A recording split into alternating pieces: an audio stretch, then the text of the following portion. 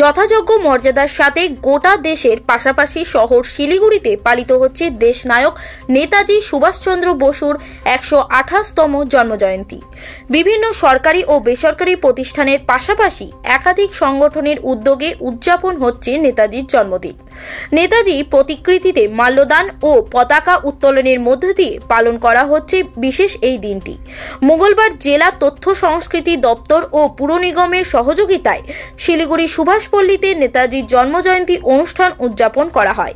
এদিন শিলিগুড়ি পুর নিগমের পক্ষ থেকে সুভাষপল্লী নেতাজি মূর্তিতে মাল্যদান করেন শহরের মেয়র গৌতম দেব, পুর চেয়ারম্যান পুতুল চক্রবর্তী, ডেপুটি মেয়র রঞ্জন সরকার, মেয়র পরিষদ শোভা সুব্বা সহ বিভিন্ন স্কুলের পড়ুয়া ও শিক্ষকেরা।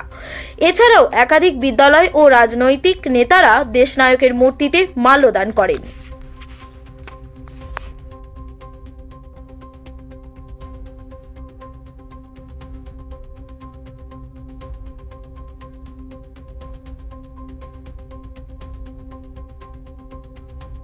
এবং বিভিন্ন সংস্থার পক্ষ থেকে আজকে দিনভর আমাদের ভারত মাতার বীর সন্তান নেতাজি সুভাষচন্দ্র বসু তার ১৯৭তম আবির্ভাব দিবস। আজকের এই দিনটি আমরা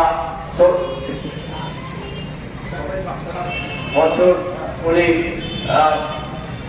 থেকে ১২৮তম বছরে তিনি পদার্পণ করেছেন। আজকে এই বিশেষ দিনে আমরা তার প্রতি শ্রদ্ধা প্রণাম জানাই।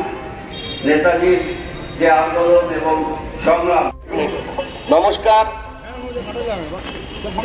ভারতের বীর সন্তান দিবস উপলক্ষে শিলিগুড়ি পৌর নিগমের পক্ষ থেকে আমরা ওনার প্রতি শ্রদ্ধার্ঘ্য নিবেদন করছি।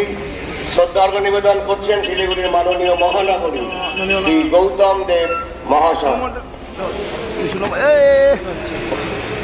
ভারত মাতা কি, ভারত মাতা কি জয় হিন্দ, জয় হিন্দ, জয় হিন্দ,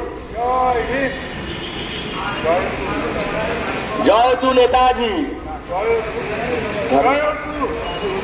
জয় তু। শ্রদ্ধার্ঘ্য নিবেদন করবেন শিলিগুড়ি মিউনিসিপাল কর্পোরেশনের মাননীয় ডেপুটি মেয়র। এরপরে শ্রদ্ধার্ঘ্য নিবেদন করবেন শিলিগুড়ি মিউনিসিপাল কর্পোরেশনের মেয়র পরিষদ সদস্যা শ্রীমতী শোভা সুব্বা মহাশয়া।